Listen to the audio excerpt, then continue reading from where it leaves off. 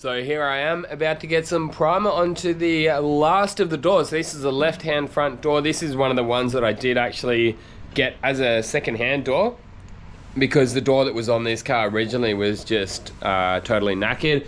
Some of you may remember that the whole way through the top there, it was just totally rusted out and there was nothing left of it. So this one here, I actually found it on like Facebook Marketplace or something like that. I think it would cost me 400 or 500 bucks, something like that. It actually did come sandblasted, but yeah, it didn't look that bad because it was in like some etch primer when I first got it. It wasn't until like I actually started scuffing it down that I realized like the whole thing was kind of covered in like dents the whole way through. There was a little bit here where it was actually like there's two skins, like the outer skin was actually breaking away, so I did have to do like a little bit of I just ground it back even further and then sort of like welded it back up with the MIG welder. Yeah, apart from that, like I've been using these things here are called splines, so they're from an Australian company actually. I don't know, it doesn't seem that many people from like the America or even Canada, the ones that I've spoken to like use them, but over here they'll use them to like do your filler application and even do the sanding.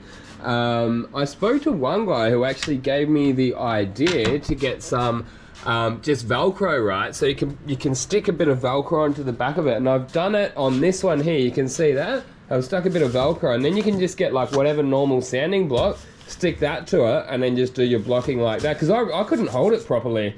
But yeah, the beauty of these basically, I actually find them more than anything more useful for their filler application. Like what happened yesterday, or was last night actually, there was like a little bit of a low spot through here. So I'd already filled the entire door, but there was like a little bit of a low spot through there somewhere.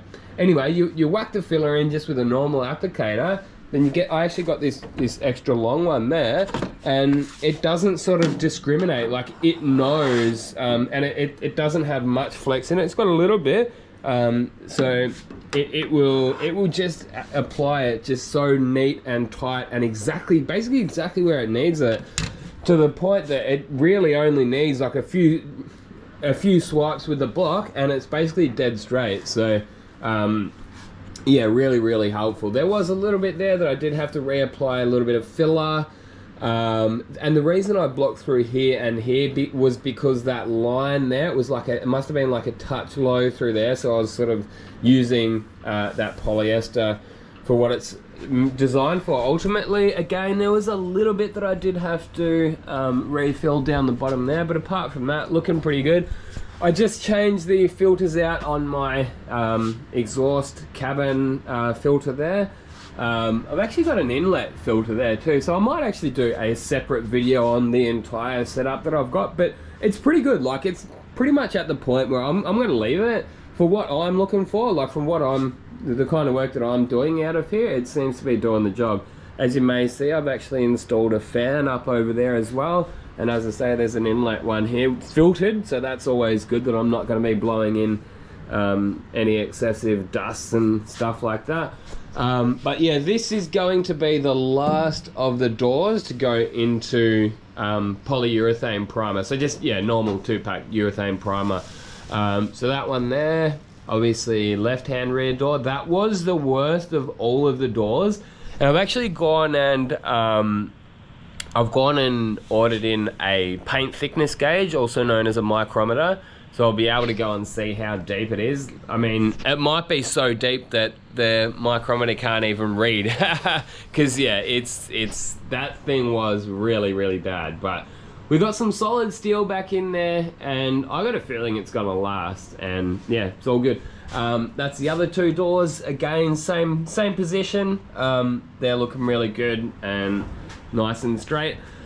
Once I get this done, I'm actually thinking of just this garage, because of doing all these repairs and that and stripping all that original paint off, it's collected a lot of dust. So I'm thinking, get this into primer, and then I just need to maybe even actually get the car out and have a like proper cleanup, clean the car itself out, give it a good vacuum out, and then sort of a bit of a reset and sort of decide what I'm going to do next. But possibly just go on with panel by panel. Look, one beautiful thing about doing it panel by panel is that you learn something as you go. Like, you're always learning. Like, I've been doing this for what, 22 years now, and I'm still learning. And I guess part of it is like, I don't do the restoration stuff at work always, and sure, I have done it over the years, but yeah, like every job's a little bit different, and you might be using different materials, and then it can sort of, you can refine your methods a little bit better